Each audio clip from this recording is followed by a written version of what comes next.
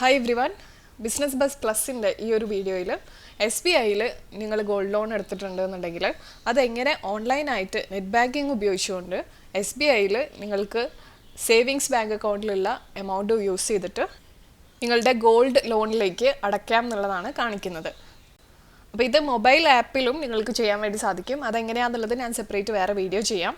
ഇത് നമ്മൾ കാണാൻ പോകുന്നത് SBIൻ്റെ നെറ്റ് ബാങ്കിങ് ഉപയോഗിച്ചിട്ട് വെബ്സൈറ്റ് ഉപയോഗിച്ചിട്ട് ഡെസ്ക്ടോപ്പിൽ നിങ്ങൾക്ക് ഈസി ആയിട്ട് ചെയ്യാൻ പറ്റുന്ന ഒരു മെത്തേഡാണ്. ഇതിൻ്റെ ഗുണം എന്ന് പറയുന്നത് നമുക്ക് അപ്പോൾ കിട്ടുന്ന ആ ഒരു എമൗണ്ട് വേണമെന്നുണ്ടെങ്കിൽ ഉടനെ തന്നെ ഗോൾഡ് ലോണിലേക്ക് അടച്ചു കഴിഞ്ഞാൽ അത്രയും ഇൻട്രസ്റ്റ് കുറഞ്ഞ് കിട്ടുമല്ലോ. അപ്പോൾ അങ്ങനത്തെ രീതിയിൽ നമുക്ക് പ്ലാൻ ചെയ്ത് അടയ്ക്കാൻ വേണ്ടി ഇത് ഹെൽപ്പ് ചെയ്യും.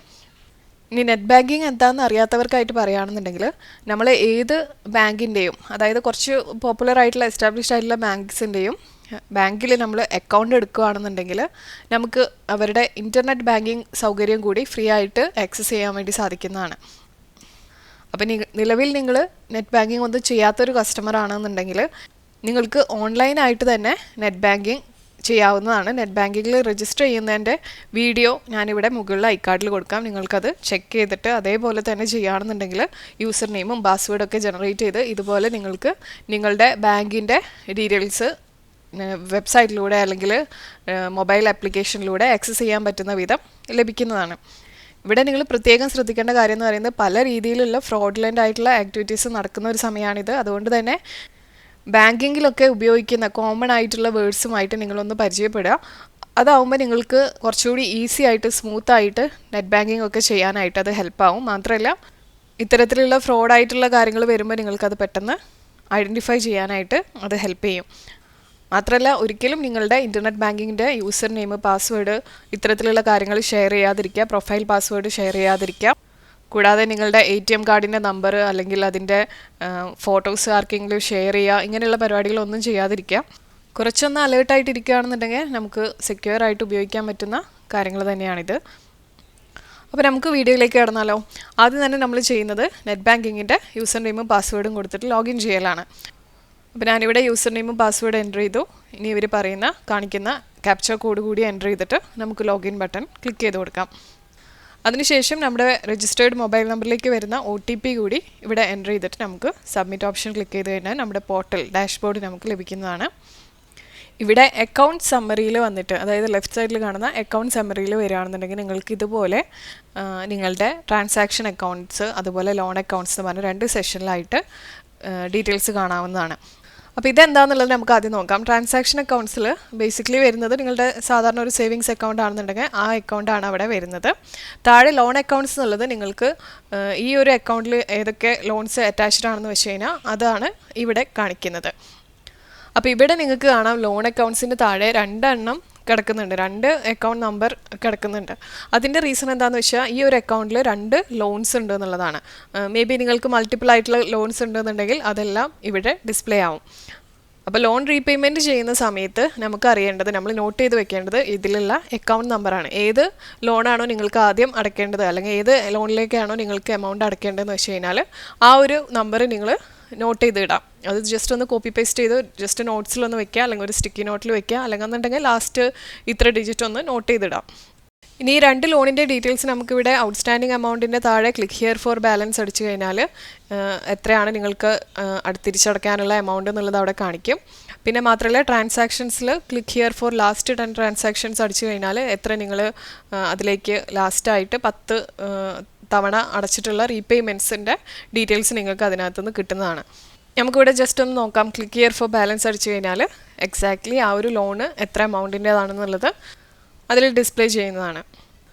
അപ്പോൾ ഇനി നമുക്ക് എങ്ങനെയാണ് റീപേയ്മെൻറ്റ് ചെയ്യാന്നുള്ളത് നോക്കാം.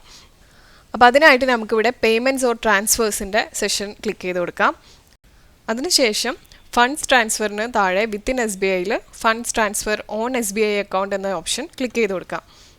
ഇവിടെ ഞാൻ നേരത്തെ പറഞ്ഞ പോലെ നമ്മുടെ SBIയിൽ നമുക്കുള്ള സേവിങ്സ് അക്കൗണ്ടിൻ്റെ ബാലൻസിൽ നിന്നാണ് നമ്മൾ ഈ ഒരു ഗോൾഡ് ലോൺ അല്ലെങ്കിൽ ഏത് ലോണാണോ നിങ്ങൾ എടുത്തിരിക്കുന്നതെന്ന് വെച്ചാൽ ആ ലോണിലേക്ക് എമൗണ്ട് അയക്കുന്നത്. അപ്പോൾ വിത്തിൻ SBIയിലുള്ള ട്രാൻസാക്ഷൻസ് ആയതുകൊണ്ടാണ് ഇവിടെ നമ്മൾ ഫണ്ട്സ് ട്രാൻസ്ഫറിൽ ഓൺ SBI അക്കൗണ്ട് എന്നുള്ള ഓപ്ഷൻ ക്ലിക്ക് ചെയ്ത് കൊടുക്കുന്നത്. ഇവിടെ സേവിങ്സ് അക്കൗണ്ടും നിങ്ങളുടെ തന്നെയാണ്, അതുപോലെ തന്നെ ലോൺസും നിങ്ങളുടെ നെയിമിൽ തന്നെയാണെന്നുണ്ടെങ്കിൽ നിങ്ങൾ ഈ ഒരു കാറ്റഗറിയിലാണ് വരുന്നത്. അപ്പോൾ അത് ക്ലിക്ക് ചെയ്ത് കൊടുത്താൽ നമുക്ക് കാണാം നമ്മുടെ സേവിങ്സ് അക്കൗണ്ടിൻ്റെ ഡീറ്റെയിൽസ്, അക്കൗണ്ടിൻ്റെ ടൈപ്പ്, അക്കൗണ്ടിൻ്റെ നമ്പർ, അതുപോലെ തന്നെ അക്കൗണ്ടിൽ എത്ര ബാലൻസ് ഉണ്ടെന്നുള്ളത് കാണിക്കും. ഇനി നമുക്ക് ഇവിടെ എത്ര എമൗണ്ട് ആണോ നിങ്ങൾക്ക് ലോണിലേക്ക് അടയ്ക്കേണ്ടതെന്ന് വെച്ച് കഴിഞ്ഞാൽ അതിൻ്റെ എമൗണ്ട് നിങ്ങൾക്ക് എൻ്റർ ചെയ്ത് കൊടുക്കാം. അതിനുശേഷം നിങ്ങൾക്കിവിടെ ലോൺ റീപേയ്മെൻറ്റിൻ്റെ ഓപ്ഷൻ സെലക്ട് ചെയ്യാം. അപ്പോൾ ഇവിടെ ഫസ്റ്റ് ഓപ്ഷൻ വരുന്നത് പേയ്മെൻറ്റ് ടുവേർഡ്സ് ലോൺ റീപേയ്മെൻറ്റ് എന്നുള്ളതാണ്. അപ്പോൾ അത് നമുക്ക് സെലക്ട് ചെയ്തിട്ട് താഴേക്കുള്ള സെഷൻ വരുന്നത് ഏത് അക്കൗണ്ടിലേക്കാണ് നിങ്ങൾക്കിത് അയക്കേണ്ടതെന്നുള്ളതാണ്. അപ്പോൾ ഞാൻ നേരത്തെ പറഞ്ഞില്ലേ ഏത് ഗോൾഡ് ലോൺ അല്ലെങ്കിൽ ഏത് ലോണിലേക്കാണ് നിങ്ങൾക്ക് അടയ്ക്കേണ്ടതെന്ന് വെച്ച് കഴിഞ്ഞാൽ ആ അക്കൗണ്ട് നമ്പർ നിങ്ങൾ നോട്ട് ചെയ്യുക എന്നുള്ളത്. അപ്പോൾ ആ അക്കൗണ്ട് നമ്പർ നിങ്ങളിവിടെ സെലക്ട് ചെയ്ത് കൊടുക്കുക. അപ്പോൾ ഇത് നിങ്ങൾ പ്രത്യേകം ഇവിടെ ശ്രദ്ധിക്കുക. കാരണം മൾട്ടിപ്പിൾ ലോൺ അക്കൗണ്ട്സ് ഉണ്ടെന്നുണ്ടെങ്കിൽ അത് തെറ്റാതെ നിങ്ങൾ ഉദ്ദേശിച്ച ഇടത്തേക്ക് തന്നെയാണ് പോകുന്നത് എന്നുള്ളത് ഉറപ്പുവരുത്താനായിട്ട് ഈ ഒരു കാര്യം നിങ്ങൾ ശ്രദ്ധിക്കുക. ഇനി നമുക്ക് കാണാം ഇവിടെ സെലക്ട് പേയ്മെൻറ്റ് ഓപ്ഷനിൽ നമുക്ക് 3 ഓപ്ഷൻസ് അവർ തരുന്നുണ്ട്. ഇപ്പം തന്നെ പേയ്മെൻറ്റ് ചെയ്യണമെന്നുണ്ടെങ്കിൽ നിങ്ങൾക്ക് പേ നൗ ഓപ്ഷൻ സെലക്ട് ചെയ്യാം. ഇനി ഇത് നിങ്ങൾക്ക് പിന്നീട് ഒരു ദിവസം ഷെഡ്യൂൾ ചെയ്യുന്ന രീതിയിൽ വേണമെന്നുണ്ടെങ്കിൽ അങ്ങനെ ചെയ്യാം. എന്തെങ്കിലും സ്റ്റാൻഡിങ് ഇൻസ്ട്രക്ഷൻ്റെ മുകളിൽ ചെയ്യണമെന്നുണ്ടെങ്കിൽ അങ്ങനെ ചെയ്യാം. ഇപ്പം ഞാനിവിടെ പേ നൗ ഓപ്ഷനാണ് ചെയ്യുന്നത്. ഇത് ഞാനിവിടെ സബ്മിറ്റ് ചെയ്ത് കൊടുക്കുകയാണ്.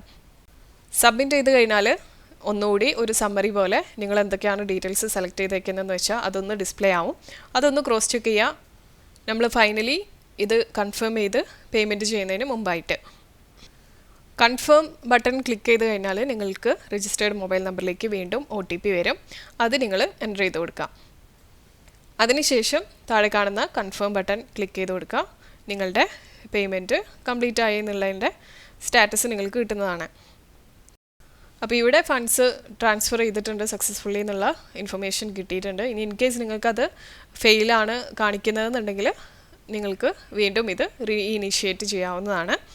വീണ്ടും പേയ്മെൻറ്റ് ഇതേപോലെ തന്നെ ഇപ്പോൾ ഈ കാണിച്ച പോലെ തന്നെ നിങ്ങൾക്ക് ചെയ്ത് കംപ്ലീറ്റ് ചെയ്യാവുന്നതാണ്. ജസ്റ്റ് സിമ്പിളായിട്ട് ആർക്കും ചെയ്യാവുന്ന കാര്യമേ ഉള്ളൂ. അപ്പോൾ നിങ്ങളുടെ സംശയങ്ങളും സജഷൻസൊക്കെ ഉണ്ടെന്നുണ്ടെങ്കിൽ താഴെ നിങ്ങൾക്ക് കമൻറ്റ് ബോക്സിലൂടെ അറിയിക്കാം. ഇനി ഇൻ കേസ് നിങ്ങൾ ഗോൾഡ് ലോൺ എടുത്തു SBIയിൽ നിന്ന്, പക്ഷേ അത് നിങ്ങളുടെ നെറ്റ് ബാങ്കിങ്ങിൽ റിഫ്ലക്റ്റ് ആവുന്നില്ല എന്നുണ്ടെങ്കിൽ എന്താണ് ചെയ്യേണ്ടതെന്നുള്ളത് കൂടെ ഞാൻ ഈ വീഡിയോയിലൊന്ന് പറയാം. അതായത് ചില സമയത്ത് നിങ്ങൾ ഗോൾഡ് ലോൺ ഒക്കെ എടുത്തിട്ടുണ്ടായിരിക്കും, പക്ഷേ നിങ്ങളുടെ അക്കൗണ്ടിൽ അത് നെറ്റ് ബാങ്കിങ്ങിൽ റിഫ്ലക്റ്റ് ആവുന്നുണ്ടാവില്ല. പക്ഷേ നിങ്ങൾ ഓഫ്ലൈനായിട്ട് പോയി കഴിഞ്ഞാൽ അവരുടെ അടുത്ത് അതിൻ്റെ കംപ്ലീറ്റ് ആക്സസും കാര്യങ്ങളൊക്കെ ഉണ്ടാവും.